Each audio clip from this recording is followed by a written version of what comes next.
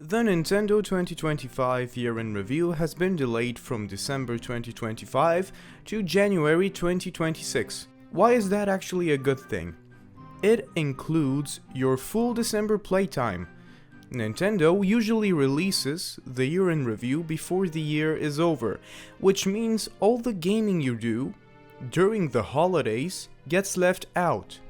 Most people play a lot during the holidays, so waiting until January gives a complete and honest picture of what your year really was. By the way, I'm currently editing this video, and if you want your Nintendo year-end review, you actually have to go and check if you have clicked on allow Nintendo to collect optional device data and allow Nintendo to process your usage information in the Nintendo website in your Nintendo account, privacy and other settings, usage information, and if you haven't, then click on yes, then confirm, so that when the year in review comes out, you will have your own as well.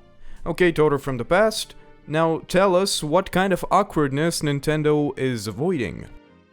Okay, Nintendo avoids the awkwardness of presenting incomplete data. December is when people get new games, people get new consoles, people finally have time off from work, university, or school to play something. If Nintendo released the review early, all of these gameplay log hours would be missing.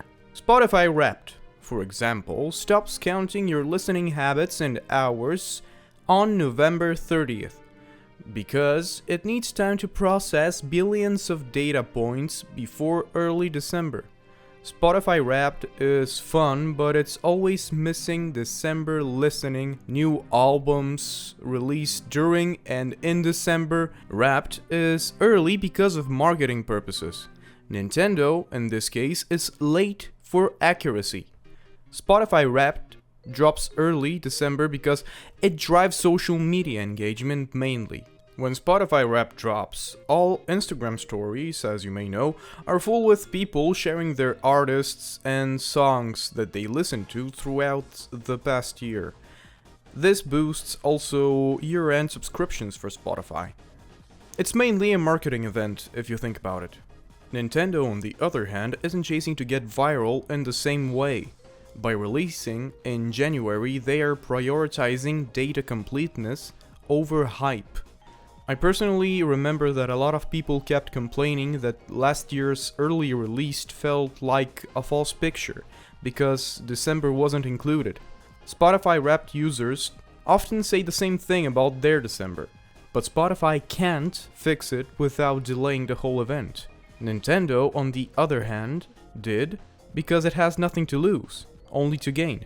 Nintendo actually gained a lot this year, if you think about it.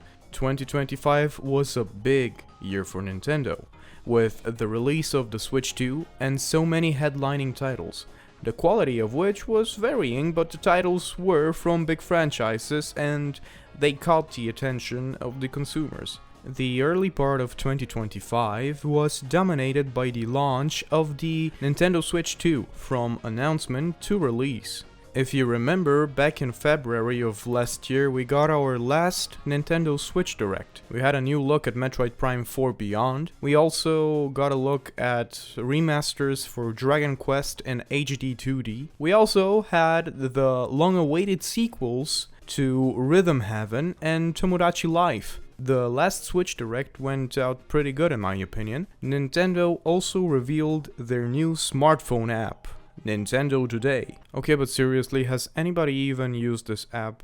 Has anybody even tried it out? That was also the direct that announced the virtual game cards, which I'm not really a big fan of. By the way, if you are enjoying the video so far, subscribe to the channel, hit the like, and all the other YouTube crap. Okay, back to the video. After the release of Switch 2, Nintendo delivered one exclusive per month, though reception varied. Mario Kart World had mixed reception due to its muted open world. And yeah, to be honest, it's Mario Kart, a smash hit if you don't know what you're getting into. A Mario Kart with a vast, empty open world with mostly nothing to do in it. Neat. This title is the first Mario Kart in a decade actually. Mario Kart 8 dominated the Switch and the Wii U, and I am glad that the Switch 2 has its own title. Technically, the Switch has its own Mario Kart, but let's not discuss it right now. If you think about it, on paper, it's the perfect way to start off the system. This game tried to do new things and new mechanics, but they don't seem to work as well as when it just uses the already established blueprint. The online multiplayer had a lot of drama surrounding it, with its reuse of intermission tracks and, intermission courses. Local multiplayer is fine, it still can get boring though. The soundtrack is awesome, and I love the radio during free roam. But getting all the unlockables can prove to be quite frustrating as well. I still don't have all NPC characters, in fact. But the most unjustifiable thing about Mario Kart World is the price. I'm sorry, Nintendo, you can put as much man hours into a game you want, but when the core is kinda sorta boring, well, it's not a good game in my opinion. Donkey Kong Bonanza came out a month after the Switch launched, so in July, and it generated critical acclaim. IGN even gave it a 10 in fact.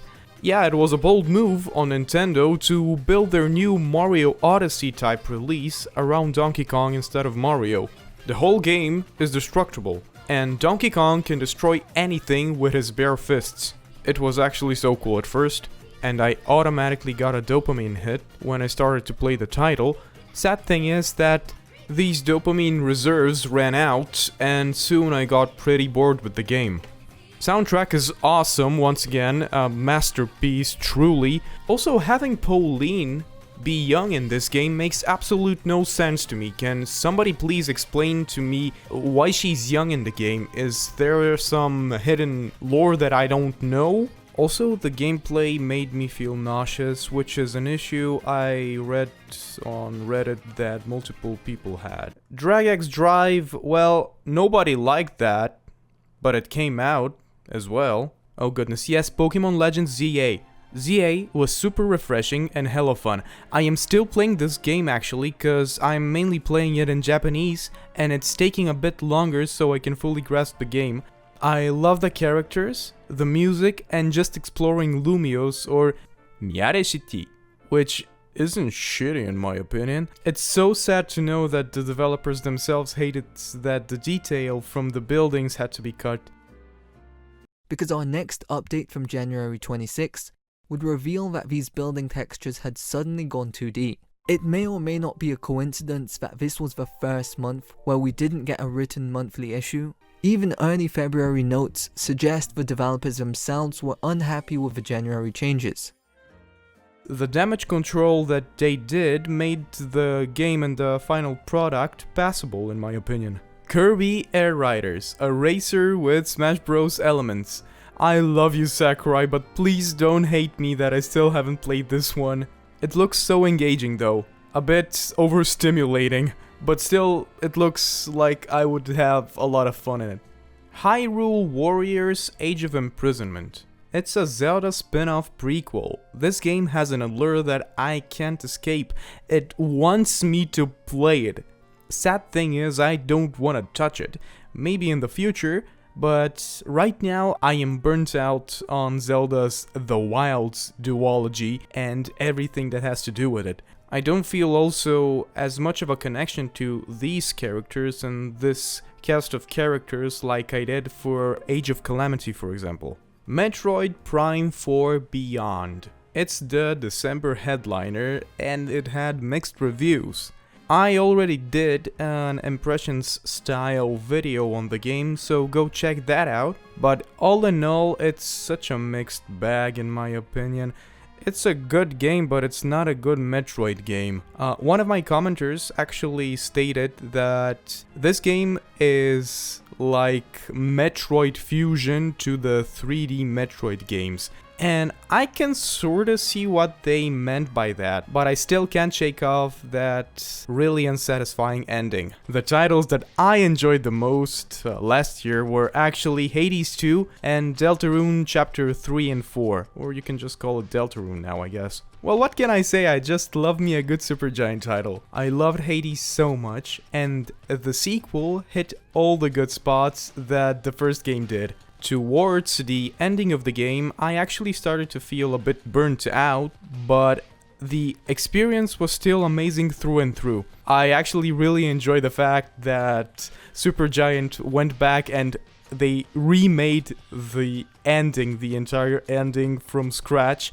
Well, not from scratch, they just reworked it, but it makes so much more sense now, story-wise and narratively. I enjoy Hades so much, to be honest. I even cosplayed Zagreus once. I love Darren Korb's music with a burning passion, and I listen to Scylla and the Sirens constantly when I go out for my daily 20k step walks. Imagine the dystopia we live in, that living in a walkable city feels like a privilege. Deltarune is more or less the same thing, and when I say the same thing, I mean it. I even cosplayed Tana. I loved and adored those two chapters so much. I love Tana, I love the old man. I'm old! And the music is once again phenomenal. Thank you, Toby Fox, for all your work on these two chapters. Also, something odd that I remembered right now. Was it just me, or was Deltarune 100% off on the first day of the Nintendo Switch launch? Like, I vividly remember that I downloaded Deltarune, like the whole game, not just the demos, you know, Chapter 1 and 2, for free. And then I bought it once again on the original Switch so I can support Toby Fox and his team. Was it just me? What? Is this phenomenon that I experienced a Mandela-like effect? Okay, so let's get to this year right now that we are in, 2026. 2026 can be viewed as the real breakout year for games on the new console, with a stronger and more diverse lineup already confirmed if you think about it. We will be getting Resident Evil Requiem plus Resident Evil 7 and Resident Evil Village. Native ports, not just cloud versions that, you know, the regular Switch had.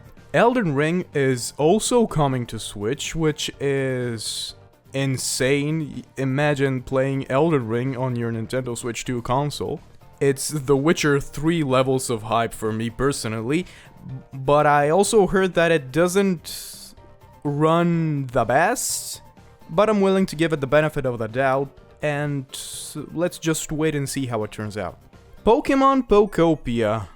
Yeah, the Animal Crossing, Minecraft-like, starring a Ditto that has turned human.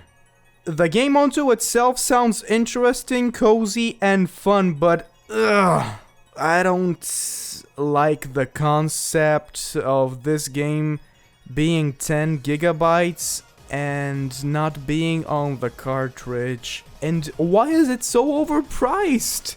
I'm not paying this much for a cute little cozy game. It's not even a big name like Animal Crossing. It's a spin-off Pokemon title. Come on. Since I mentioned Animal Crossing, I cannot get over the fact that we are getting a 3.0 update and a Switch 2 paid edition.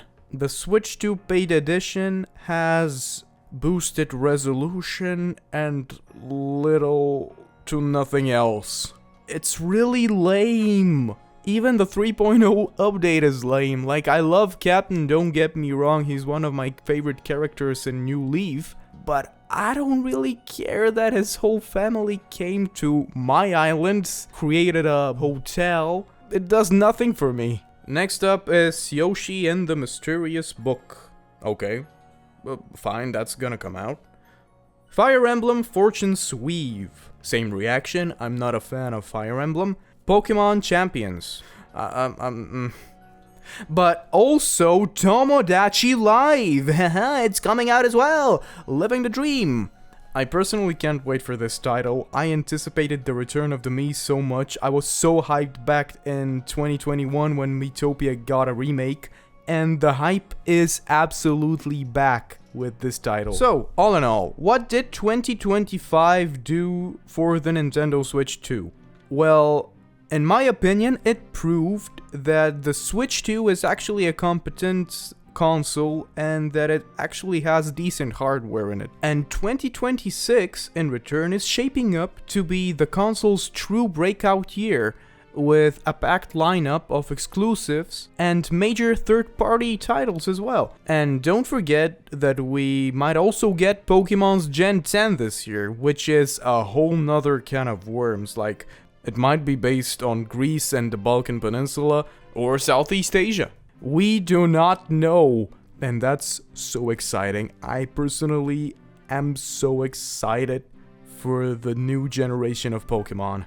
I loved Gen 9, by the way. I'm from the few people that actually enjoyed Gen 9, even with all of its bugs, glitches, etc. The narrative and the story outweighed the bad. Also, the music. The music outweighed the bad. Thank you, Toby Fox. So, that was the main part of the video. Thank you for watching until the end. I hope you enjoyed my takes on, well, whatever my ADHD brain decided to talk about. If you enjoyed the video, subscribe to the channel, and you can also donate to the channel via my Revolut.